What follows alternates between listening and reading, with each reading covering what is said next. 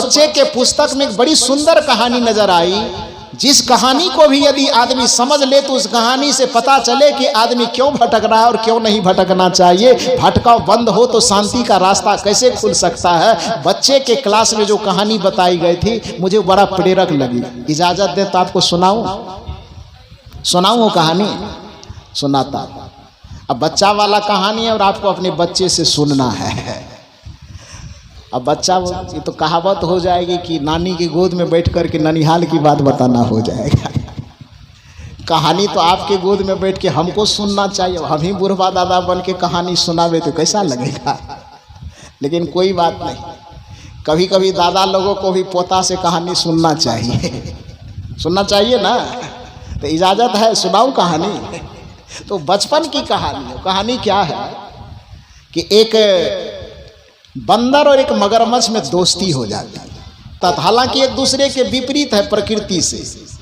बंदर शाकाहारी है और मगरमच्छ मांसाहारी। लेकिन अब चूंकि यहाँ समझौता हो रहा है तो समझौता करके मगरमच्छ और बंदर दोनों दोस्ती करते हैं कि भैया मैं आपको कभी खाऊंगा नहीं और आप मेरा भी पेट भरना, आपका भी पेट मैं भरूंगा। इसमें तुम्हारा मदद मैं करूंगा, मेरा मदद तू करना। समझौता यह हुआ कि पानी में तुम चल नहीं सकते हो, पानी में हम तैरते हैं। और जिस वृक्ष पर चढ़ करके हम फल फूल तोड़ नहीं सकते हैं, वृक्ष पर चढ़ने का काम तुम्हारा है। तो नदी के दूसरे किनारे पर बहुत बड़ा बगीचा है, मैं नदी में तैर करके तुम्हें पीठ पर बैठाऊंगा, उस किनारे ले जाऊंगा और वहां पर तुम जाकर के वृक्ष के फल फूल को तोड़ करके खुद भी खा लेना। और हम तो हैं मांसाहारी, लेकिन भूखा आदमी क्या नहीं कर सकता, शाकाहारी हो जाएंगे। तो जो फल फूल तोड़ना तो हमको खिला देना, हमारा भी पेट भर जाएगा, तुम्हारा भी पेट भर जाएगा।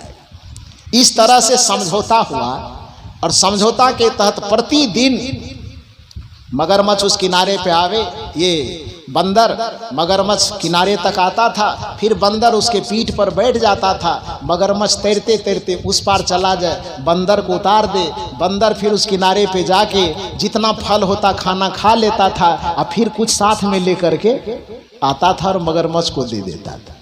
बंदर का शरीर छोटा है, फिर भी जितना मर्जी उतना खाता था, लेकिन अपने हाथ में कै ठो ला पाएगा वो, एक ठो दो ठो। अब मगरमच्छ को दे तो कहावत न ऊँट के मुंह में जीरा का फौरन। तो इतना बड़ा विशाल का शरीर और उसको दो ठो अमरूद खाने के लिए देगा, सेब खाने के लिए देगा, तो कैसा काम बनेगा। उसको कुछ नहीं होता था। तो धीरे धीरे मगरमच्छ दुबराने लगा। तो जैसे जैसे उसका शरीर कमजोर होने लगा तो मगरमच्छ के मन में पाप समाने लगा कि बंदरवा जो जाता है अकेले खूब खाता है और मेरे लिए क्या ठो लाता है, दो ठो लाता है। इसे होने जाने वाला क्या है। अच्छा बहुत खाया है, चर्बी बढ़ गया होगा, कलेजा में बहुत खून जमा होगा। आज सब दोस्ती खारिज करते हैं। अब प्लान तैयार किया कि जैसे ही आएगा मेरे पीठ पर बैठेगा, आज गठबंधन खत्म, आज दोस्ती खत्म। नदी के बीच में जैसे ही जाएंगे डुबा डुबा के मारेंगे और कलेजा फाड़ करके खा जाएंगे। मगरमच्छ अपने मन में तय किया और बंदर को तो कुछ पता नहीं। बंदर पीठ पे बैठा, मगरमच्छ के मन में छल था। पहले की तरह आज कोई मित्रता थी नहीं, दिल में कपट भर गया था। उसको पीठ पर बैठाया और नदी किनारे से बीच में जैसे ही ले गया वो थोड़ा कड़वट दाएं बाएं करने लगा। बंदर कहता है दोस्त ये क्या करने लगे। मगरमच्छ कहता है दोस्ती खत्म, आज गठबंधन टूट गया। तब आज से नया अध्याय शुरू। पानी में डुबाएंगे और डूबने से नहीं मरोगे तो उठा उठा के पटक के मारेंगे, आज तुम्हारा कलेजा फाड़ करके खाएंगे। बंदर सोचा कि पड़ गए आज फेरा में, अब क्या किया जाए। वो बंदर कहता है कि महाराज इतना दिन दोस्ती किए तो कम से कम एक बार भरोसा तो करना चाहिए।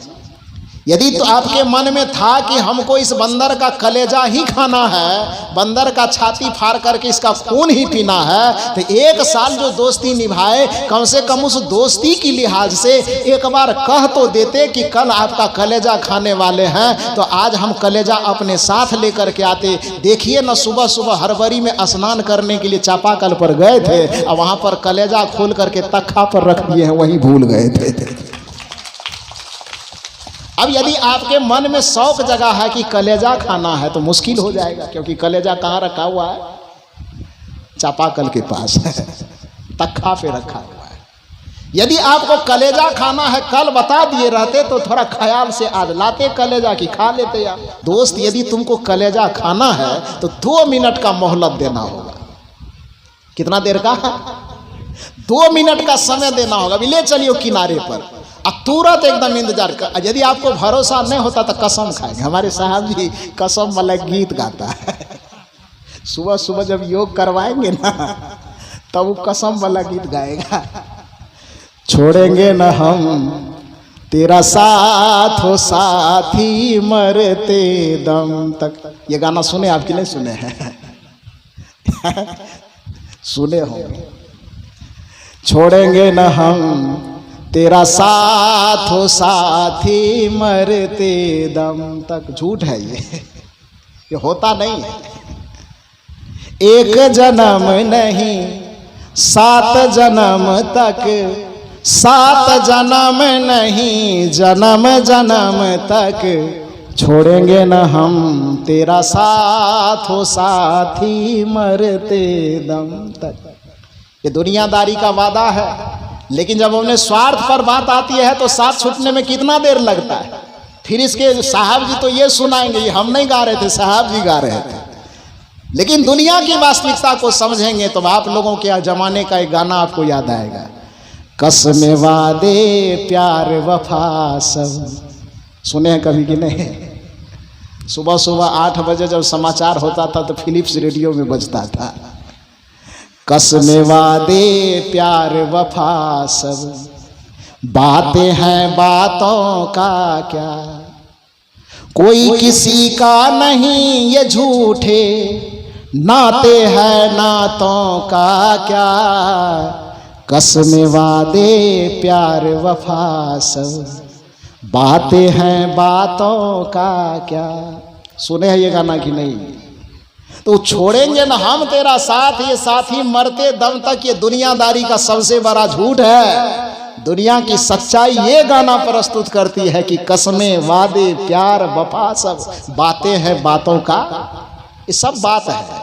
आज उस बंदर को पहली बार पता चला कि दोस्ती निभाने के वक्त में, दोस्ती करने के वक्त में जो सुना रहा था बंदर कि छोड़ेंगे न हम तेरा साथ हो साथी मरते दम तक, आज जब पेट पर आफत आ गई है, कलेजा खाना है, तो तुरंत गाना बदल गया कि कसमें वादे प्यार वफा सब, बातें हैं बातों का क्या। मगरमच्छ ने कहा कि ठीक ही कह रहे हैं क्या, सचमुच में कलेजा घरे में छूट गया है। बंदर ने कहा 1 साल दोस्ती किया, उस दोस्ती की कसम खा रहे हैं, फिर भी यकीन नहीं होता है। अरे यकीन कर लीजिए दोस्त, कलेजा ही न खाना है, एकदम कलेजा ला करके तुरंत दे देंगे। बंदर की बात पर मगरमच्छ यकीन कर लिया और बंदर को पीठ पर बैठाया और किनारे पर ला करके कहा जाइए दोस्त जल्दी आइएगा। 2 मिनट थोड़ा ज़्यादा हो रहा, इंतजार नहीं किया जाएगा, 1 मिनट में लौट करके आइए। बंदर का एकदम तुरंत पीठ पर से उछल करके किनारे पर गया और घर जाने के वजह उछल करके वृक्ष पर चढ़ गया। मगरमच्छ नीचे से कह रहा है कि दोस्त जाने वाले थे चापाकल पे, वृक्ष पे क्यों चढ़ रहे हैं? अब बंदर क्या कह रहा है? बंदर कह रहा, रे मूर्ख, तुमको ये भी पता नहीं है कि जब हम सांस ले रहे हैं, धड़कन मेरी चल रही है, उछल कूद हम कर ही रहे हैं, मुंह से बोल ही रहे हैं, तो कलेजा कहीं चापाकल पर खोल करके रखा रहेगा कि वो हमारे भीतर में रहेगा।